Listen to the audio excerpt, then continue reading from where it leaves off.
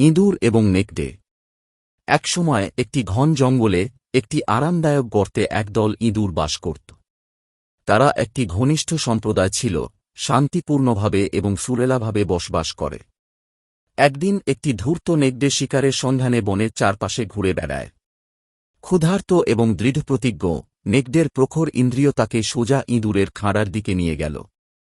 এটি একটি ভোজের সুযোগ হিসাবে দেখে নেকড়েটি গর্তের প্রবেশদ্বারটি অবরুদ্ধ করে কোনো ইঁদুরকে পালাতে বাধা দেয়। আতঙ্কিত ইঁদুররা একটি পরিকল্পনা তৈরি করার জন্য একটি জরুরি পরিষদের আয়োজন করেছিল। তারা জানত যে তারা নেকড়েটির সাথে সরাসরি লড়াই করতে পারবে না, তাই তাকে ছাড়িয়ে যেতে হবে। অনেক আলোচনার পরে তারা একটি চতুর কৌশল নিয়ে আসে। একটি সাহসী ইঁদুর কাঁপতে কাঁপতে কিন্তু দৃঢ়চিত্তে নেকড়ের কাছে গেল। ওহো পরাক্রমশালী নেকড়ে, ইঁদুর শুরু করল, আমরা ইঁদুরেরা তোমার অনুগত দাস। কিন্তু আমাদের ক্রমবর্ধমান জনসংখ্যার জন্য আমাদের খাঁজ খুবই ছোট হয়ে গেছে। তুমি আসার পর আমরা একটা নতুন বাসা খুঁজতে বের হয়ে যাচ্ছিলাম। তুমি যদি দয়া করে পারো সরে যাও, আমরা আমাদের পথে থাকো এবং তোমাকে শান্তিতে রেখে যাব।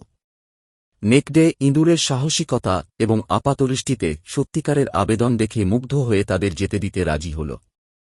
ইঁদুরগুলো এক এক করে গর্ত থেকে বেরিয়ে আসতেই শেষ ইঁদুরটি নেকড়েটির কাছে এসে ফিস করে বলল, আমাদের বাঁচানোর জন্য ধন্যবাদ, মহৎ নেকড়ে। কিন্তু মনে রাখবেন, দয়া সবসময় পুরস্কৃত হয়।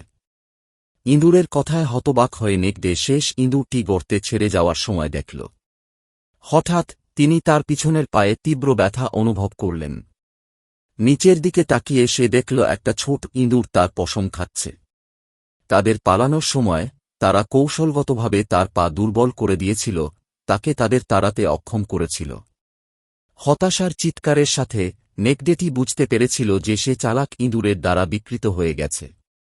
পরাজিত এবং বিনীত হয়ে তিনি এককে গেলেন, যখন ইঁদুররা একটি নতুন গর্ত খুঁজে পেল, নেকড়ের হুমকি থেকে নিরাপদ। এবং তাই ইঁদুররা নেকড়েকে শিখিয়েছিল যে এমনকি ক্ষুদ্রতম প্রাণীরাও বুদ্ধি এবং দলবদ্ধতার মাধ্যমে প্রতিকূলতা কাটিয়ে উঠতে পারে।